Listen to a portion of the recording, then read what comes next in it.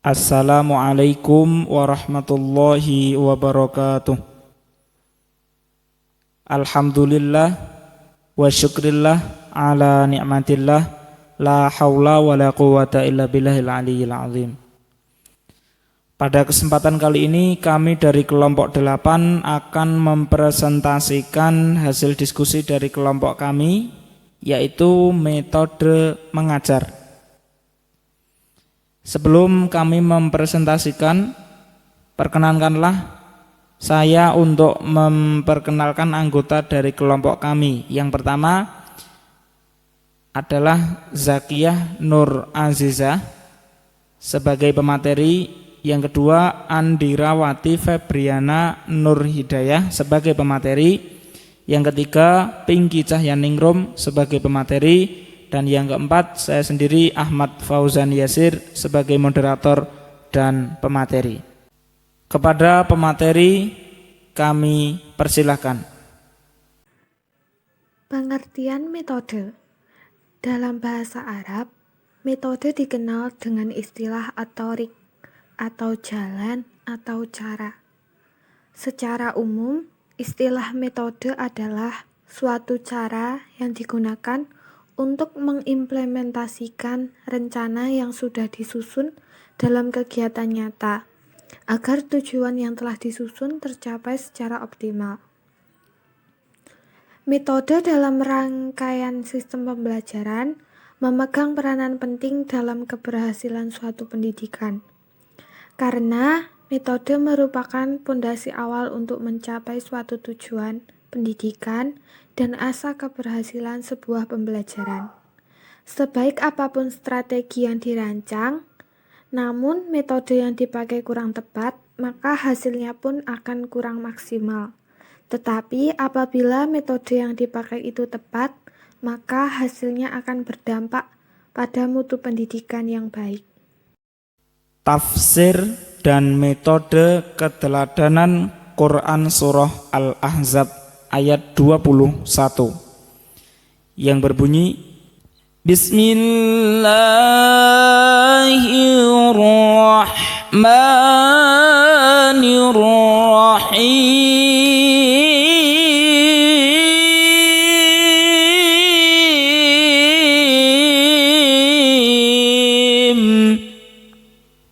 Laqad kana lakum fi rasulillahi uswatun hasanah liman kana yarjullaha wal yawmal akhir.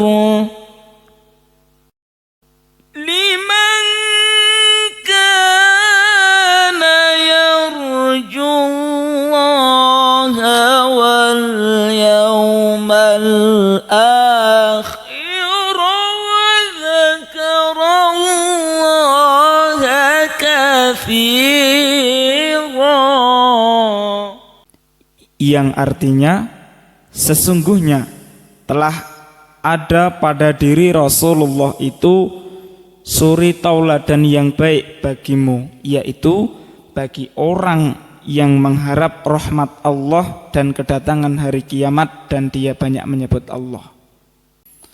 Ayat ini, Quran Surah Al-Ahzab ayat 21 ini merupakan dalil pokok yang paling besar yang menganjurkan kepada kita agar meneladani Rasulullah SAW dalam semua ucapan, perbuatan maupun sepak terjang kesehariannya.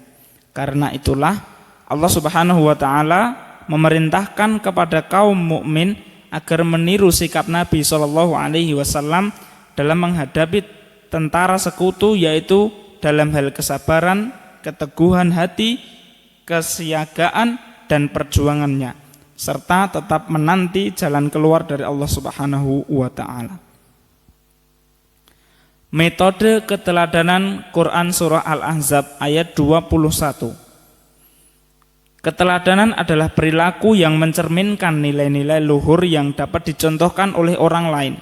Hal ini senada dengan pendapat Muhammad Ar-Rifa dalam tafsir Ibnu Katsir menjelaskan bahwa sesungguhnya telah ada pada diri Rasulullah suri tauladan yang baik bagimu. Hal ini mengandung pengertian bahwa mengapa kamu tidak mengikuti dan meneladani perilaku Rasulullah. Karena itu Allah Subhanahu wa taala berfirman, yaitu bagi orang-orang yang mengharap rahmat Allah dan hari kiamat dan dia banyak mengingat Allah. Dalam redaksi lain Muhammad Quraish Shihab sebagaimana disebutkan dalam tafsir Al-Misbahnya, beliau memahami ayat ini bahwa kehadiran Rasulullah SAW di muka bumi ini sebagai rahmat buat sekalian alam. Kehadirannya tidak hanya membawa seruan, tetapi beliau adalah suri tauladan yang baik bagi manusia. Sosok Rasulullah dapat menjadi tuntunan bagi manusia yang mengimplementasikan kepribadian beliau dalam kehidupan manusia. Dengan demikian, sangat jelas bahwa keteladanan Rasulullah SAW dalam mendidik umat pada masa beliau mengisyarahkan kepada pendidik milenial dewasa ini agar dalam mendidik tidak hanya mahir dalam aspek komunikasi dan hebat dalam penyampaian, tetapi harus sesuai antar perkataan dan perbuatan. Karena Allah Subhanahu wa taala membenci hambanya yang hanya berkata namun tidak melakukan aksi. Tafsir dan metode mau'izah Quran Surat An-Nahl ayat 125. A'udzu billahi minasyaitonir rajim. Ud'u ila sabili rabbika bil hikmati wal mau'izatil hasanati wajadilhum billati hiya ahsan. Inna rabbaka huwa a'lamu biman dhalla an sabilihi wa huwa a'lamu bil muhtadin. Yang artinya, serulah manusia kepada jalan Tuhanmu dengan hikmah dan pengajaran yang baik, dan berdebatlah dengan mereka dengan cara yang terbaik. Sesungguhnya Tuhanmu, dialah yang lebih mengetahui siapa yang sesat dari jalannya, dan dialah yang lebih mengetahui siapa yang mendapat petunjuk. Tafsir Quran Surat An-Nahl ayat 125. Quraish Shihab dalam penafsirannya terkait dengan Surat An-Nahl ayat 125 yaitu, wahai Nabi Muhammad, serulah yakni lanjutkanlah usahamu untuk menyeru semua yang engkau sanggup seru kepada jalan yang ditunjukkan Tuhanmu, yakni ajaran Islam dengan hikmah dan pengajaran yang baik. Dan bantahlah mereka, yakni siapapun yang menolak atau meragukan ajaran Islam dengan cara yang terbaik. Itulah 3 cara mendidik yang hendaknya engkau tempuh menghadapi manusia yang beraneka ragam peringkat dan kecenderungannya.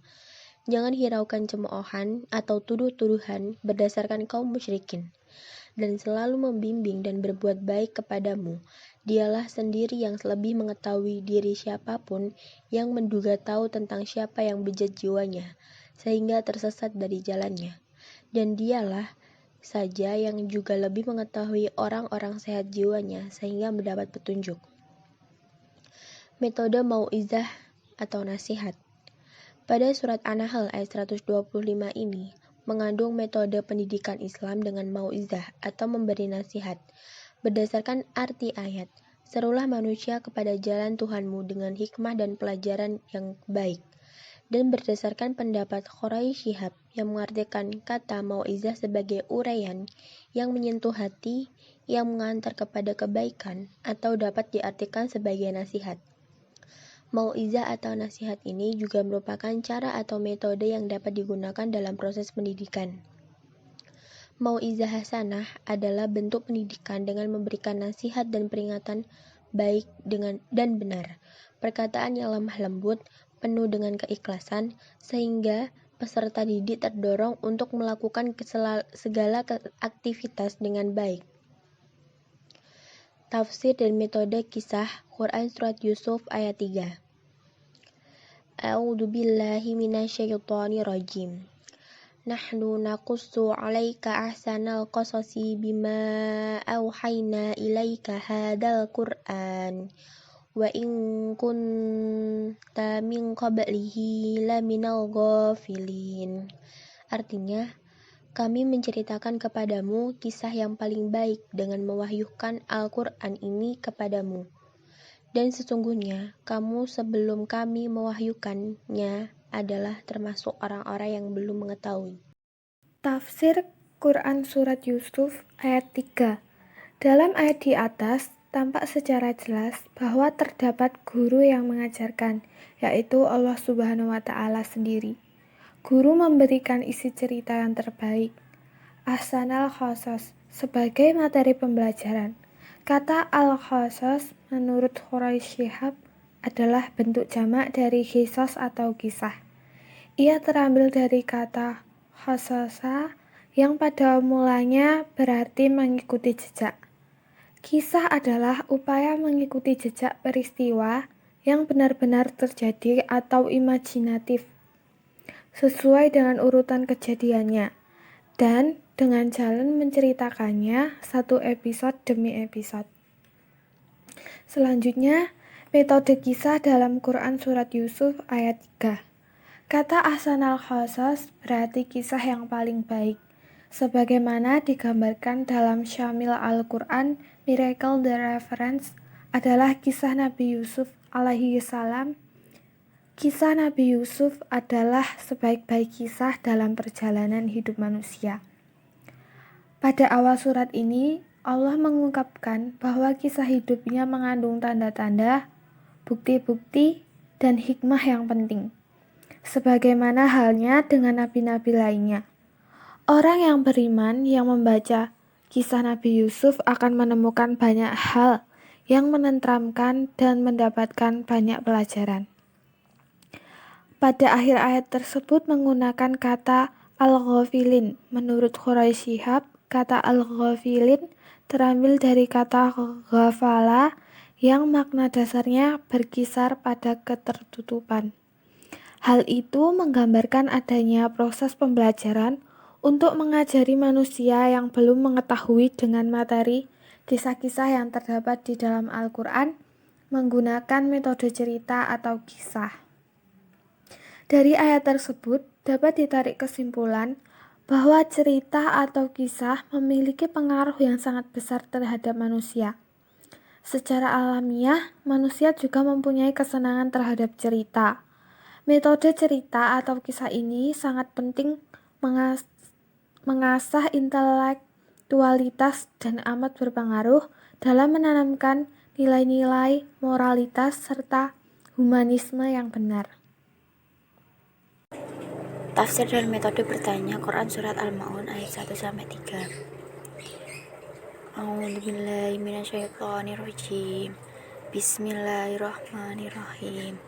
Ara'aital ladzi yukadzibu biddin fadzalikal ladzi yad'ul yatim wa la yakhudzu 'ala ta'amil miskin. Artinya, tahukah kamu orang yang mendustakan agama, yaitu orang yang menghardik anak yatim dan tidak mendorong memberi makan orang miskin. Shadaqallahul adzim. Tafsir dan metode bertanya dalam Quran Surat Al-Ma'un ayat 1-3. Allah berfirman, apakah engkau Muhammad atau siapapun yang telah melihat, yakni beritahu aku tentang orang yang mendustakan hari kemudian. Jika engkau belum mengetahui, maka ketahuilah bahwa dia itu adalah orang yang mendorong dengan keras, yakni menghardik dan memperlakukan sewenang-wenang anak yatim dan tidak senantiasa menganjurkan dirinya, keluarganya, dan orang lain untuk memberikan makan orang miskin. Pertanyaan yang diajukan dalam ayat pertama ini bukan memperoleh jawaban karena Allah Maha mengetahui, tetapi bermaksud menggugah hati dan pikiran para mitra bicara agar memperhatikan kandungan pembicara berikut. Dengan pertanyaan itu, ayat di atas mengajak manusia untuk menyadari salah satu bukti utama kesadaran beragama, yang tanpa itu keberagamannya dinilai sangat lemah, kalau tidak berkata nihil. Tafsir dan metode demonstrasi Quran Surat Al-Anbiya ayat 58-67. A'udzubillahi minasyaitonirrajim. Bismillahirrahmanirrahim. Faja'alahum judatan illa kabira lahum la'allahum ilaihi yarji'un. Qalu man fa'ala hadza bi alihatina innahu laminadh dhalimin. Qalu sami'na fattayadhkuruhum yuqalu ha Ibrahim. Qalu fa'tu bihi ala a'nin nasi la'allakum yashhadun. qalu anta fa'alta hadza bi'alihatina ya Ibrahim qala bal fa'alah kabiruhum hadza fas'aluhum in kanu yamlikuna faraja'u ila anfusihim faqalu innakum antumud dzalimun summa nukisu ala ra'usihim laqad alimta ma haula'i yantiqun qala fa ta'buduna min dunillahi ma la yanfa'ukum syai'an wa la yadurrukum afala wa lima ta'buduna min dunillahi afala ta'qilun. Tafsir dan metode demonstrasi Quran Surat Al-Anbiya ayat 58-67. Di atas menggambarkan strategi Nabi Ibrahim untuk mengembalikan cara berpikir kaumnya agar tidak sesat lagi. Betapa cerdasnya Nabi Ibrahim akan menggunakan strategi tersebut, yaitu dengan cara menghancurkan semua patung yang mereka sembah kecuali patung yang paling besar.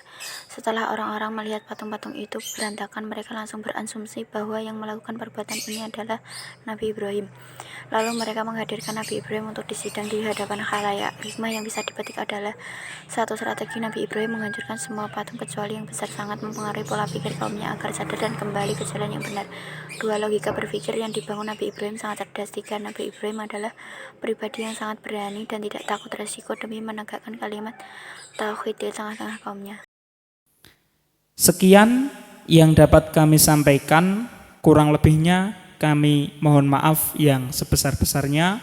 Assalamualaikum warahmatullahi wabarakatuh.